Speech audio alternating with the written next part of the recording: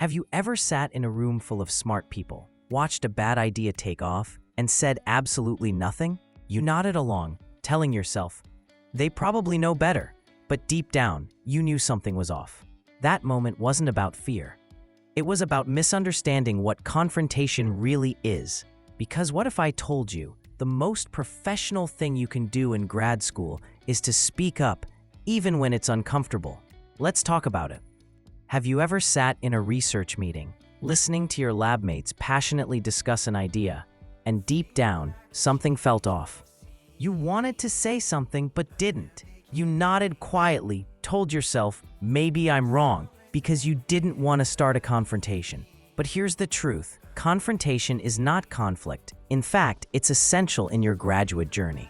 Most graduate students, especially in their early years, believe staying silent is the safest path. And it makes sense. You're new, haven't published, relying on seniors and advisors to guide you.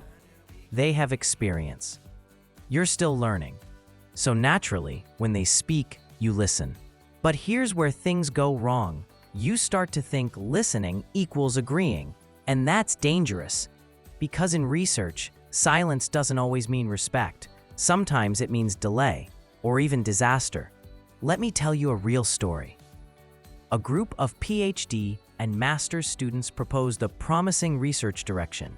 They pitched it to their professor, explained its innovation, and the professor agreed. Everyone jumped in. 1 year, countless hours, multiple experiments, endless weekends. And then they realized the idea led to nothing meaningful. It couldn't solve the problem. It didn't advance the field. It wasn't publishable. The worst part? A master's student had raised a concern early on. If no one has done this yet, maybe they've already evaluated it and realized it's not worth doing. A simple, powerful insight, but he was new and afraid of confrontation. When others pushed back, he stepped down. Fast forward a year, he was right.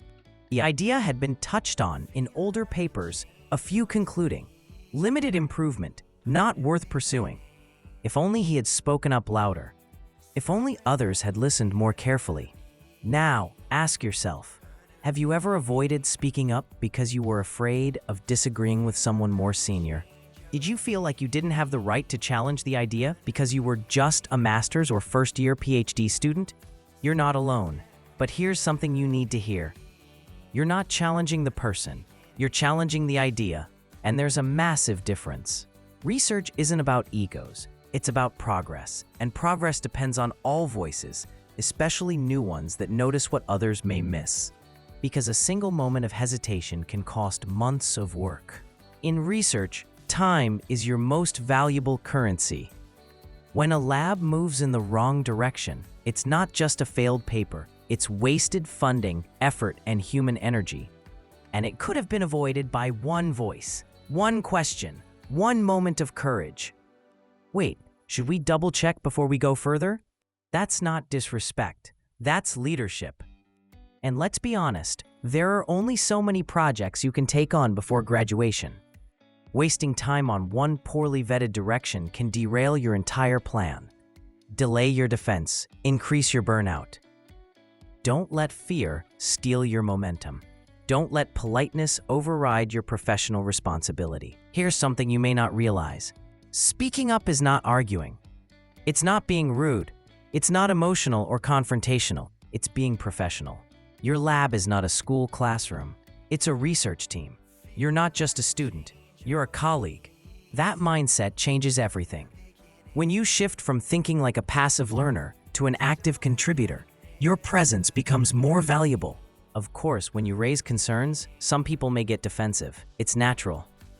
Some researchers get so excited about a new idea that they stop listening. But your role isn't to feed that excitement. Your role is to protect the research process, to make sure decisions are thoughtful, not just enthusiastic. And when you do that, you change the culture. When one person speaks up, it gives everyone else permission to do the same. You create an environment where ideas are tested thoroughly, not just accepted at face value. Eventually, people begin to respect you, not because you agree all the time, but because you bring clarity to the table. And that's something every lab needs. But what if I'm wrong? Good.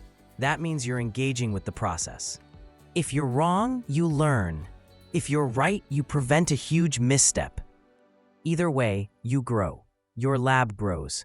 Everyone benefits. Research isn't about being right all the time. It's about asking hard questions, refining direction, thinking critically. Even if your concern isn't perfect, just raising it can spark conversations that lead to better paths. Often, the best solutions don't come from brilliant minds, but from brave questions.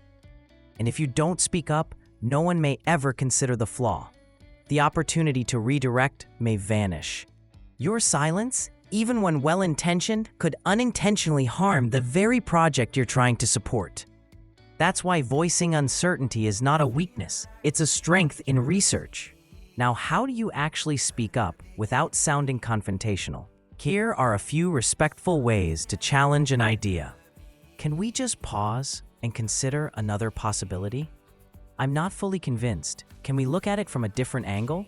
I have a concern I'd like to raise before we move forward. I wonder if anyone has checked older studies that might explain why this hasn't been done before. You're not fighting, you're guiding the team back to critical thinking. And believe it or not, most advisors respect that, as long as it's done with clarity and calmness. Remember, your lab is your workplace. In any workplace, clear, respectful communication is a mark of professionalism. Speaking up isn't a disruption, it's a contribution. In fact, when you speak up, you're not just helping yourself. You're saving your lab time, helping your teammates avoid dead ends, helping your advisor make better decisions. You're protecting resources and progress that many depend on. You're not a troublemaker, you're a leader. And leadership doesn't always look like authority. Sometimes it looks like a well-timed question, a pause, a challenge, a nudge toward reflection. Think of the researchers who come after you, the papers that will cite your group's work, the deadlines, the grants, the graduation timelines. Your voice, your perspective, could be the one that keeps everything on track. So to every graduate student watching right now, you don't need 10 first author papers to earn respect. You need clarity, courage, trust in your instincts. If something feels wrong, say it. If you see something others miss, speak up. If you're unsure, ask. And if they push back, don't fold. Stand firm professionally. Because some of the most powerful breakthroughs in science came from someone who dared to say the unpopular thing. The most transformational questions started with the probable. Wait a second, are we sure this is the right way? And that question, yours, might be the one that saves your team a year of wasted work. So speak up, not for yourself, not against others, but for the integrity of your research, your lab's progress, the future of your field. Confrontation is not conflict, it's contribution. If you're a grad student navigating research group dynamics, this channel is for you. Drop a comment. Have you ever held back when you should have spoken up? What happened? Let's learn from each other's stories. Smash that like button if this video gave you clarity. Share it with someone in your lab who needs to hear this. Subscribe now for regular insights on mindset, motivation, and communication in grad school. Don't just survive your research journey, lead it.